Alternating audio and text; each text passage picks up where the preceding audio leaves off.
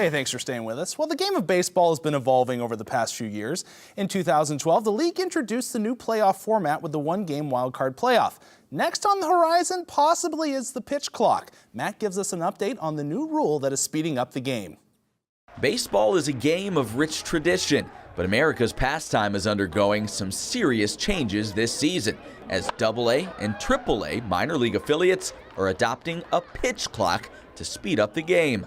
While the single-A Lynchburg Hillcats will not use such clocks, pitching coach Tony Arnold has his pitchers ahead of the game. We've always wanted pitchers to make the next pitch within the time allotted with a time clock that they're putting in. So it's nothing different as far as the pitchers go. It's just a matter of, in certain situations, you want to make sure you start your delivery or step off so that you don't get caught up in the clock and it creates something in the game that shouldn't be there. A large factor in the pace of game rules is to make the baseball experience more enjoyable for fans.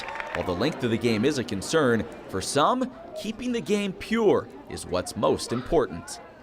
We've made it through a few last year, but it was very rare. Usually they wear out by the 6th or 7th inning, and it's hard to get them through to the end of the game. As long as it doesn't impact the focus of the players. I played growing up, and that's my major concern with some of these new rules, is just to make sure the players don't get out of rhythm and the focus stays on some of the purity of the game. For the most part, the pitchers shouldn't be bothered by the new rules, but in some situations, the rules may hurt a little more than they help.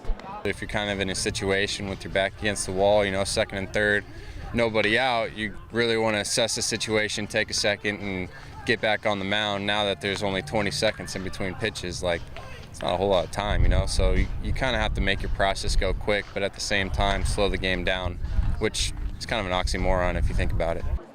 As with anything, there are both pros and cons to the new pace of game rules, but for the Hillcats, they're open to change, as long as the game is shown the respect it deserves. Yeah, you don't want 4-hour games, 3.5-hour games, because the fans get disenchanted with it and stuff. So you do want to pace the play, but you also don't want to make a mockery of the game.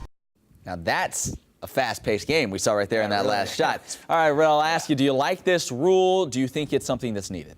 I don't think it's needed. I was a goaltender in hockey. Yeah. It's kind of like being a pitcher, kind of like being a quarterback. It's the most important position on the team. Why do you want to rush these guys? Games typically aren't that long. I think it takes away from the integrity of the game if you're making these guys rush, making their performance perhaps lessen because they can't get comfortable. Number one, I love that you take your position and say it's the most important, right? Yes. I don't know if everyone would say goalies are the most important, but you did because you played it. I think games are too long. I think they're losing fans because of it.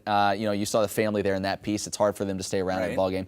I think pitch clock is a good idea. I think we will see it possibly someday in the major leagues. Okay. And I think it'll be like a shot clock in basketball or a play clock in football. You'll just come to get used to it. It won't be a big thing. One other thing, though, I would look into is limiting the visits to the mound. That's a way to cut out some time, not just for coaches, but for catchers as well. I think that's a big key also, and if you do that, that could shorten the game some as well.